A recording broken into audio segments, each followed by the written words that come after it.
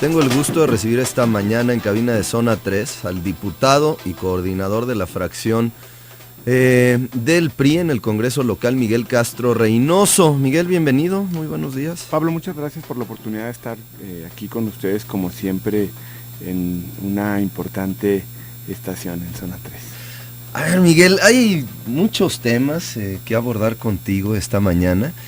¿Te parece si iniciamos por los temas del tren ligero, esta discusión que se está dando en torno a los posibles trayectos entre la discusión que tiene sobre todo el municipio de Tlajomulco al no haber sido considerado en este momento el proyecto que ellos decían tener inscrito ante la Secretaría de Hacienda y que se eligió el trayecto de Zapopan porque, según sostiene la Federación y el gobierno del estado, tiene una mayor afluencia de usuarios.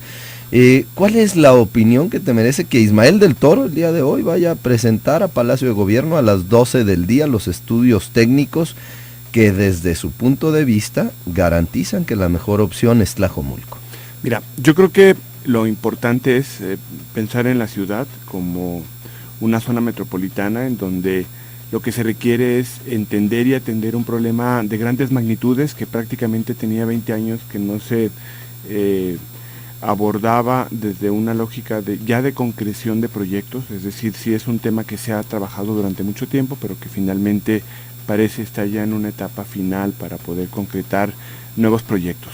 Segundo, me parece también que aquí es importante que podamos llevar este tema al debate de lo técnico y que finalmente la parte política tenga un sustento y una base que técnicamente esté perfectamente bien soportada.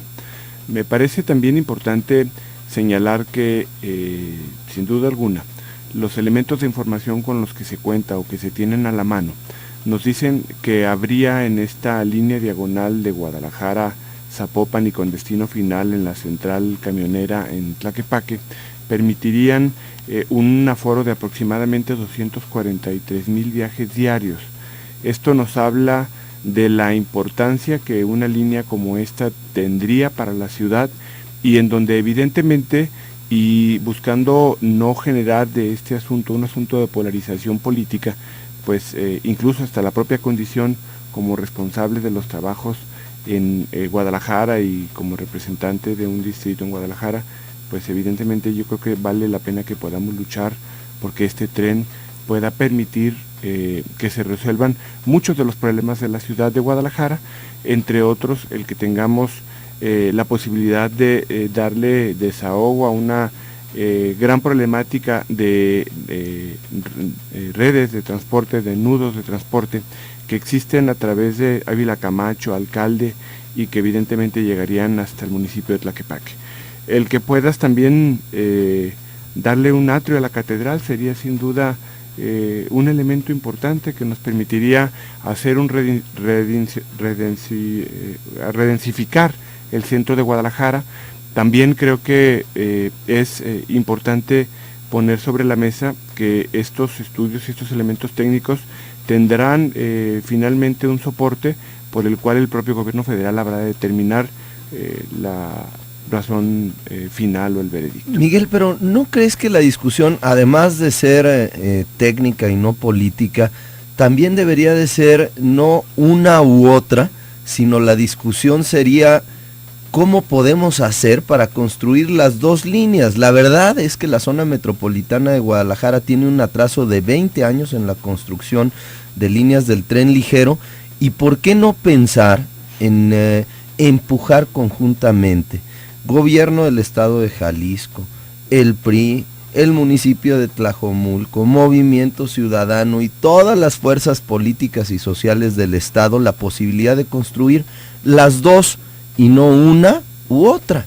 Creo que la discusión se debería de centrar en tener mejores condiciones de vialidad, de movilidad para todos los habitantes de la zona metropolitana. Evidentemente la ciudad como área metropolitana requiere de un esfuerzo importante en términos económicos. En más de alguna ocasión hemos abordado este tema y nos parece importante no perder de vista que si por cada sexenio en los que se dejaron de hacer líneas de tren ligero, hoy fueran estas una realidad, la ciudad de Guadalajara estaría pensando en estos momentos en la línea número 6 del tren ligero. Esto, estoy totalmente seguro, nos permitiría tener una relación de habitantes-vehículo muy distinta a la que el día de hoy tenemos. Guadalajara, Pablo, y tú lo sabes, tiene más vehículos por habitante, proporcionalmente hablando, que los que tiene el Distrito Federal, porque además de ser un asunto cultural y aspiracional, el tema del vehículo personal es también sin duda hoy una necesidad para muchas de las personas que no encuentran en el transporte público una alternativa de solución a los problemas. Por ello fue que en el Congreso trabajamos en la construcción y en la aprobación de una nueva ley de movilidad que me parece era urgente que se abordara este tema para que pueda permitir hacer una correlación distinta en el transporte público, desde cuestiones tan simples como y tan complejas como el tema del hombre camión para la ruta empresa. Creo que el tema de cuál es el tipo de ciudad que nosotros pensamos para el futuro debe ser el eje que nos permita construir soluciones. Guadalajara durante los últimos años, Pablo, se ha venido viendo afectada por un crecimiento de manera horizontal desmedido que la propia ciudad ha tenido. Estamos hablando de que hay reserva territorial para la construcción de vivienda de más de 100 años en muchos de los municipios del área metropolitana, y creo que este es un asunto que me parece sí debemos de replantearnos y debemos de repensar. Es decir, si queremos una ciudad que sea mucho más extensa en términos horizontales, o si podemos pensar en una ciudad que pueda potencializar las capacidades y el equipamiento que la misma ciudad tiene. Cuando nosotros pensamos en Guadalajara, pensamos en una ciudad que poco a poco, de manera lamentable, se ha venido despoblando. En materia de recursos y de ingresos, por ejemplo, los federales, aproximadamente cada año que va pasando, ve disminuida su captación de ingresos de una manera drástica. Se habla incluso de cifras de hasta 200 millones de pesos. Y esto evidentemente para una ciudad como Guadalajara, que alberga durante el día aproximadamente a los viajes y movimientos de aproximadamente 3 millones de personas, creo que sí nos obliga a hacer un replanteamiento. Me parece que lo deseable es que tuviéramos 6 o 7 líneas de transporte como el tren ligero. Creo que sí, me parece que eso sería lo correcto. Incluso esquemas combinados en donde pudiéramos pensar en otras alternativas adicionales. Lo que a mí me parece importante es entender que no podemos nosotros meter a un debate político un asunto que es eminentemente técnico, y que evidentemente esto nos permita, primero, que la línea que más condiciones técnicas y científicas, académicas tenga, de rentabilidad social, de número de viajes, sea la que pueda caminar ya. Y evidentemente pensar en alternativas de solución para todos los municipios del área metropolitana de Guadalajara. Miguel, hay otro tema en la agenda local importante, polémico.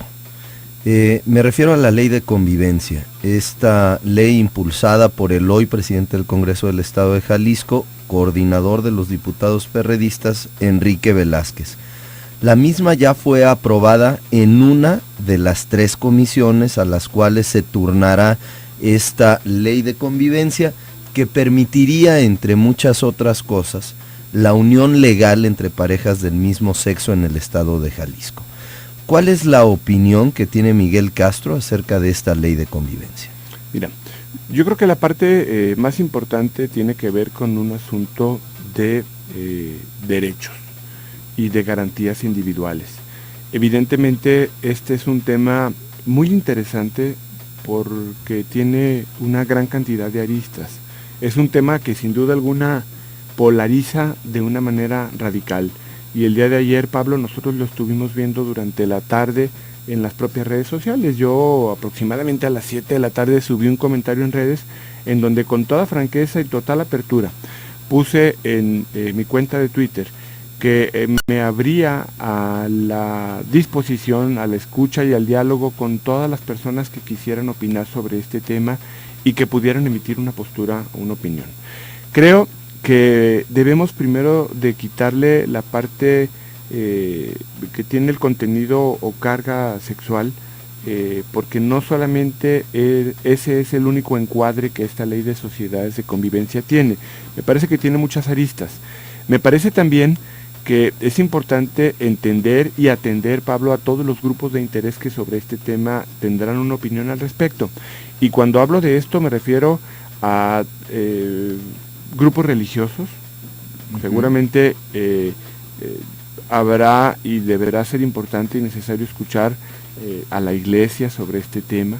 Valdrá la pena también escuchar a colectivos, a intelectuales, pero, a ver, Miguel, académicos, expertos en derechos humanos. En la Comisión de Desarrollo Humano, que fue la primera comisión en la que se discutió esta iniciativa de libre convivencia, ahí se aprobó con los votos del PRD y también del PRI. ¿Esto quiere decir que el PRI está a favor en toda su fracción de esta ley de convivencia? Mira, cuando el diputado Enrique Velázquez presentó esta iniciativa, hubo una serie de diputados que se adhirieron a la misma. Y cuando hablo de una serie de diputados me refiero no solamente a diputados de mi partido, sino también a diputados de otros partidos políticos. Pero bueno, yo voy a lo mío. Y en la parte que tiene que ver con los diputados del PRI, fueron algunos, no recuerdo si fueron 6 o 7 los diputados que se adhirieron a esta iniciativa. El PRI ha sido un partido que se ha caracterizado siempre por la institucionalidad y por la verticalidad en la toma de decisiones. Pero también me parece, otros dicen línea, Pablo, ¿no? Yo no le diría línea porque voy a contrapelo en el comentario que voy a hacerte. También, y me parece más en este tipo de temas como en ningún otro, vale la pena que haya un proceso de reflexión en 2 sentidos, Pablo. Primero, el sentido individual, personalísimo, incluso íntimo, del análisis y de la toma de decisiones de este tema. Pablo, con este tema de sociedades de convivencia, yo estoy totalmente seguro y cierto de que en el seno de las propias familias de cada uno de los diputados este tema se debate, porque seguramente quien está casado, la esposa o el esposo tendrá una opinión al respecto. Los hijos, si tienen ya un criterio como para poder generar una opinión, los propios padres de familia, de cualquiera de nosotros puede tener una opinión al respecto. Es un tema delicado, es pero un tema PRI va a favor que no es contra. sencillo de abordar. Voy a lo siguiente. Debe haber ese proceso de reflexión individual y también la colectiva. El PRI hasta este momento no ha fijado una postura como fracción parlamentaria al respecto. Hemos sido respetuosos de la forma en como cada uno de los diputados ha venido reflexionando sobre el tema.